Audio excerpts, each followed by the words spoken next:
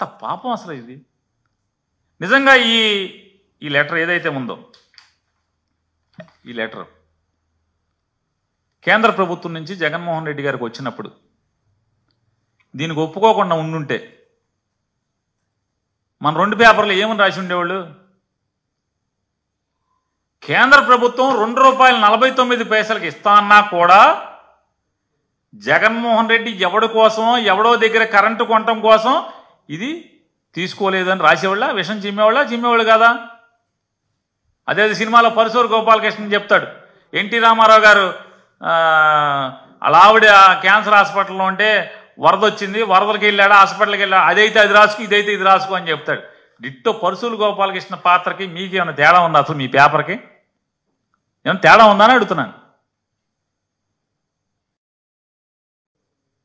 మీ ఊడికి కదా గడ్డి పెట్టాల్సింది, చంద్రబాబు నాయుడికి కదా. ఏమయ్యా చిన్న కుర్రాడు, మొదటిసారి ముఖ్యమంత్రి, ₹2.49 అగ్రిమెంట్ చేసుకున్నాడు. నువ్వు అదే కరెంటుని సంవత్సరంన్నర ముందు జగన్ ఎక్కే సంవత్సరంన్నర ముందు ₹5.90 విండేంటయ్యా, ₹4.83 ఏమో సోలార్ ఏంటి, ఇదేం పోయే కాలం, తప్పు కదా అని చెప్పి అని అడగాలి కదా. రాయేశారా? అడిగారా? పోనీ రాయరు. ఎందుకు? జనసొమ్ము పెట్టి మీ నాన్నగారికి 15 కోట్లు 20 కోట్లు పెట్టి మీ నాన్నగారికి సంతాప సభ చేశారు కాబట్టి మీరు అడగరు, రాయరు. ఇదేంటి చంద్రబాబు ప్రేమ ఉంటే చంద్రబాబుకి మీరు ఏమన్నా పని చేశారు, పేపర్లో బాగా జగన్ని విషం చిమ్మారు అనుకుంటే ఆయన డబ్బుల్లోంచో పార్టీ డబ్బుల్లోంచి కదా సంతాప సభ పెట్టాల్సింది. జనం సొమ్ముతో సంతాప సభ ఏంటి? అందుకు మీరు ఈ రుణం తీర్చేసుకుంటారా? అంటే ఆయన మీ రుణం తీర్చుకుంటారు, మీరు ఆయన రుణం తీర్చుకుంటారు. ఇక ఇచ్చినమ్మ వాయినం, పుచ్చుకున్నానమ్మ వాయినం, అంతే కదా. పల్లెటూళ్ళలో గ్రామాల్లో మామూలుగా ఈ కార్తీక మాసంలో నోవులు ఉంటాయి, వాయినం ఇస్తారు, వాయినం పుచ్చుకుంటారు ఒకళ్ళు. అట్టా ఆయన మీకు చేసేస్తా ఉంటాడు, మీకు ఆయన చేసేస్తా ఉంటారు. ఇక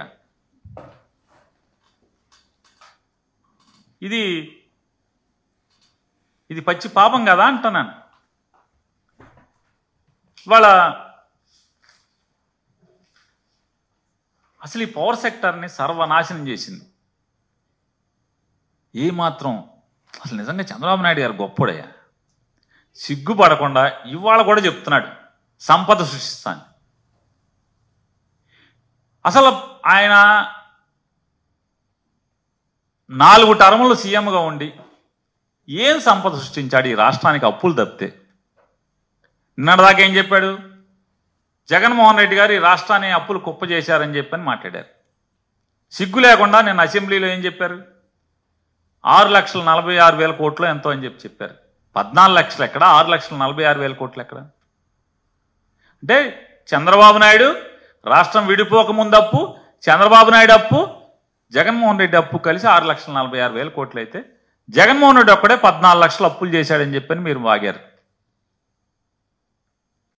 సిగ్గుపడకుండా, ఏమాత్రం సిగ్గు అనేది లేకుండా ఇవాళ అసెంబ్లీలో 6,46,000 కోట్లు ఈ రాష్ట్రానికి ఉన్న అప్పు అని ఇచ్చారు. ఇవాళ మళ్ళీ సంపద సృష్టిస్తా అని చెప్తున్నారు. కరెంటు ఛార్జీలు నయా పైసా పెన్షన్ తగ్గిస్తాను అవసరమైతే. నా అనుభవాన్ని రంగరించి కరెంటు ఛార్జీలు తగ్గిస్తానని ఓట్లు అడుక్కుని ఇవాళ జగన్మోహన్ రెడ్డి గారి బొమ్మ అడ్డం పెట్టి జగన్ చేశాడు తప్పులు, అందుకని మేము మొత్తం 17,000 కోట్ల రూపాయలు కరెంటు ఛార్జీల భారాన్ని ప్రజల నెత్తిన మీద వేసే పరిస్థితి. ఇదే సంపద సృష్టిస్తామంటే?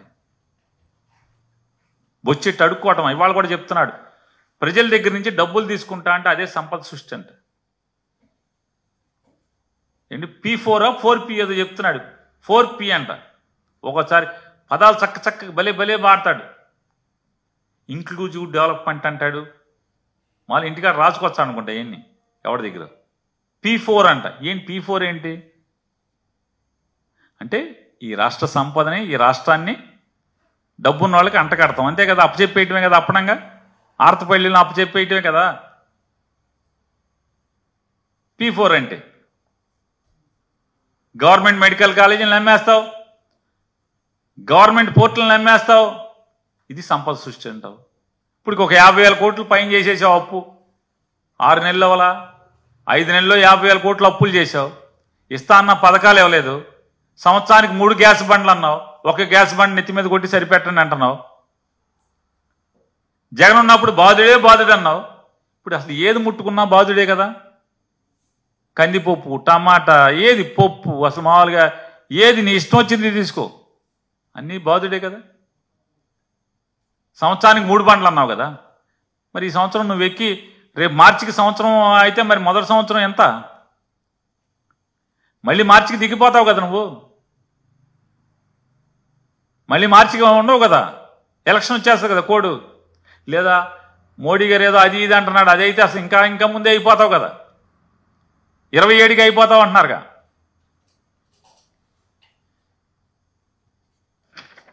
ఈ విద్యుత్ మొత్తం కరెంటు మొత్తాన్ని సర్వనాశనం చేసింది ఎవరు? చంద్రబాబు నాయుడు కదా.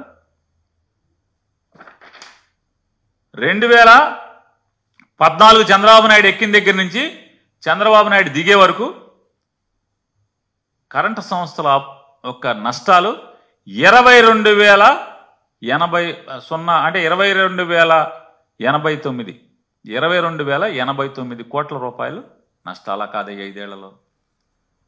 చంద్రబాబు నాయుడు ఎక్కిన 5 ఏళ్ళు 14 నుంచి 19 కరెంటు కంపెనీల నష్టాలు 22,000 కోట్ల రూపాయలు అయితే, రాష్ట్రం విడేపటికి 6,000 కోట్లుంటే చంద్రబాబు నాయుడు దిగేపటికి 28,000 చిల్లర కోట్లు అయింది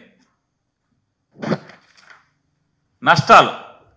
అలాగే కరెంటు కంపెనీల యొక్క అప్పులు 86,000 కోట్ల రూపాయలు.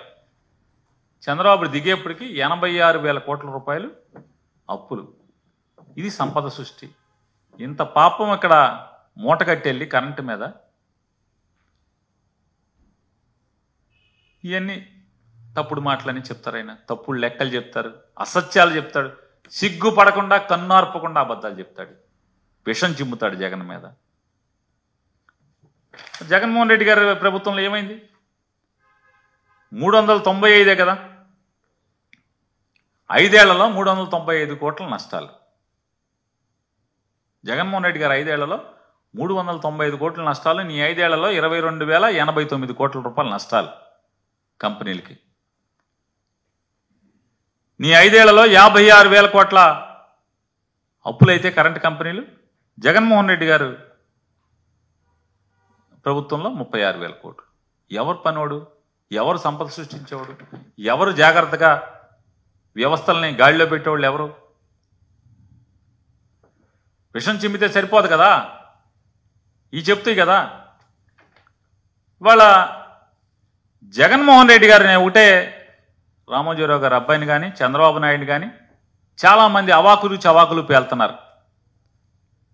జగన్మోహన్ రెడ్డి గారి ప్రభుత్వం ఎవరితో అగ్రిమెంట్ అయింది? కేంద్ర ప్రభుత్వ సంస్థతో అగ్రిమెంట్ అయింది. సోలార్ పవర్ ఎనర్జీ కార్పొరేషన్ అనేటువంటి కేంద్ర ప్రభుత్వ సంస్థతో, అది కేంద్ర విద్యుత్ శాఖతో పనిచేస్తుంది. అదానితో మేమేమి ఒప్పందం పడలేదే. మాకు అనవసరం ఆడెక్కడి నుంచి ఆయిల్ ఎక్కడి నుంచి కరెంటు తెచ్చుకుంటే మాకెందుకు? మాకు ఒప్పందం అయింది. కేంద్ర ప్రభుత్వం మాకు అమ్ముతానని చెప్పి వచ్చింది 249కి. 249కి మేము కేంద్ర ప్రభుత్వంతో ఒప్పందం అయ్యాం. కేంద్ర ప్రభుత్వం ఎవరి దగ్గర కొనుక్కుంటే మాకేంటి? మాకు కావాల్సింది కరెంటు 249కి. నువ్వు కూడా అదేగా సిక్కీతోనే అయ్యావు కదా. కానీ నువ్వు 4 రూపాయలు 50 పైసలకే ఎంతకో అయితే మేము 249కి కదా అయింది. ఒక ఆవిడ 2-3 మాట్లాడుతున్నారు ఇవాళ తెలుగుదేశం వాళ్ళు. ఏంటంటే జగన్ అరెస్ట్ అయిపోతాడు. ఈనాడు ఆయన కూడా రామోజీరావు గారి అబ్బాయి కూడా అంటున్నాడు, ఏంటి జగన్ అరెస్ట్ అయిపోతాడు, ఢిల్లీ అమెరికా పోలీసులు వచ్చి తీసుకెళ్తారని చెప్తాడు. అమెరికా పోలీసులు వచ్చి తీసుకెళ్లే లెక్క అయితే మమ్మల్ని ఎందుకు తీసుకెళ్తాడు? కేంద్ర ప్రభుత్వంలో అప్పుడున్న కేంద్ర మంత్రి నేను సిక్కీ చైర్మన్ని వాళ్ళని తీసుకెళ్ళాలి, మమ్మల్ని ఎందుకు తీసుకెళ్తారు? మా ఒప్పందం ఎవరితో? జగన్మోహన్ రెడ్డి గారి ప్రభుత్వం ఒప్పందం ఎవరితో? కేంద్ర ప్రభుత్వంతో కదా. అదాని దగ్గర ఎందుకు కొనుక్కుంటున్నారో, ఎంత కొనుక్కుంటున్నారో, ఎలా కొనుక్కుంటున్నారో వాళ్ళు కదా కొనుక్కున్నది. మేము మోడీ ప్రభుత్వం దగ్గర కొనుక్కుంటాక ఒప్పందం అయ్యాం. మేము మోడీ ప్రభుత్వానికి డబ్బులుగా కరెంటు కొంటాం, డబ్బులు కడతాం. మోడీ ప్రభుత్వం ఎవరి దగ్గర కొనుక్కుంటే వాళ్ళు కదా, మాకేం సంబంధం? వాళ్ళు చంద్రబాబు దగ్గర కొంటారా, రామోజీరావు గారి అబ్బాయి దగ్గర కొంటారా, అదానీ దగ్గర కొంటారా, లేదా ముఖేష్ అంబానీ దగ్గర కొంటారా? ఎవరి దగ్గర కొంటే మాకేం సంబంధం? మాకు కరెంటు కావాలి. ఇప్పుడు ఆయన జయశంకర్ గారు, ఆయన ఎవరో చెప్తున్నాడు కదా, జయశంకర్ గారే కదండి విదేశాంగ మంత్రి. మాకెందుకే రష్యా యుద్ధం ఆయిల్ అయితే, ఏ ఆయిల్ అయితే మాకెందుకు? మాకు తక్కువ ఆయిల్ వస్తుంది, మేము ఆయిల్ కొనుక్కుంటున్నాం అన్నారు. ఇప్పుడు మనకేంటి, ఆర్టీసీ ఉంది, ఆర్టీసీ ఐఓసీఎల్ దగ్గర, బీపీసీఎల్ దగ్గర ఆయిల్ కొనుక్కుంటుంది. అది యుద్ధం దగ్గర కొనుక్కొస్తే, ఎక్కడి నుంచి కొనుక్కో, రష్యా నుంచి కొనుక్కొస్తే మనకెందుకు? బీపీసీఎల్ అమ్ముతుంది, ఐఓసీఎల్ అమ్ముతుంది. మేము కేంద్ర ప్రభుత్వంతో ఒప్పందం చేసుకున్నాం. మాకు కేంద్రం కరెంట్ ఇవ్వాలి ₹2.49. మేము కేంద్రానికి డబ్బులు కడతాం. కేంద్రం మోడీ ప్రభుత్వం ఎవరి దగ్గర కొనుక్కుంటే మాకేంటి? మాకు కరెంట్ కావాలి, కానీ అది ఎవడ కరెంట్ అయితే మాకేంటి? మాకేం సంబంధం? ఒకవేళ చంద్రబాబు నాయుడు గారు, రామోజీరావు గారు అబ్బాయి చెప్పినట్టు అమెరికా పోలీసులు వస్తే మా దగ్గరికి ఎందుకు వస్తారు? మోడీ గవర్నమెంట్లో ఎవడెవడు ఉన్నాడో వాళ్ళ దగ్గరికి వెళ్తారు, కానీ మాకేం సంబంధం? మా తెలీదు ఇవన్నీ. మీరు రాసేస్తే జనాలకు తెలీదా? మాకండి జనాలకని చెప్తున్నా, జనాలకు తెలీదా? మేమేమో కేంద్ర ప్రభుత్వంతో ఒప్పందం చేసుకోవటం ఏంటి? అదానీ పాపాలు చేస్తే అంటే అదానీది వ్యాపారం. మేము అదానీ వచ్చి ఇక్కడ వ్యాపారాలు పెడితే, జగన్ గారితో వచ్చి కలిసి ఆంధ్రప్రదేశ్ రాష్ట్రంలో బోల్ని వ్యాపారాలు పెట్టాడు. వ్యాపారాలు పెడితే అదేమో బూతు, అక్రమ సంబంధం. అదే లోకేష్ను చంద్రబాబు నాయుడుతో వ్యాపారాలు పెడితే ఆహా ఓహో అదానీ బట్టలు తీసేస్తున్నాడు, అదానీ భారీ పెట్టుబడులు. అప్పుడేమో అదానీకి తోసేస్తారని చెప్తారు. ఇటువంటి తప్పుడు మాటలు, తప్పుడు ప్రచారం, విష ప్రచారం, ఇవన్నీ కూడా ప్రజలను అర్థం చేసుకోమని వీళ్ళందరూ కూడా, రామోజీరావు గారు అబ్బాయి గారు, చంద్రబాబు గారు, వీళ్ళందరూ కూడా ఇచ్చినమ్మ వాయనం పుచ్చుకున్నమ్మ వాయనం, వీళ్ళకాళ్ళు వాళ్ళకి ఇళ్ళు చేసుకుంటూ ఉంటారు. దానిలో భాగంగానే జగన్మోహన్ రెడ్డి గారిని మీద విషం చిమ్మే కార్యక్రమాన్ని ఈరోజు నిరాటంకంగా, నిరంతరాయంగా, పాపభీతి లేకుండా, నిర్లజ్జగా చేసే కార్యక్రమాన్ని కొనసాగిస్తున్నారనేది ప్రజలకు విశదీకరిస్తూ సెలవు.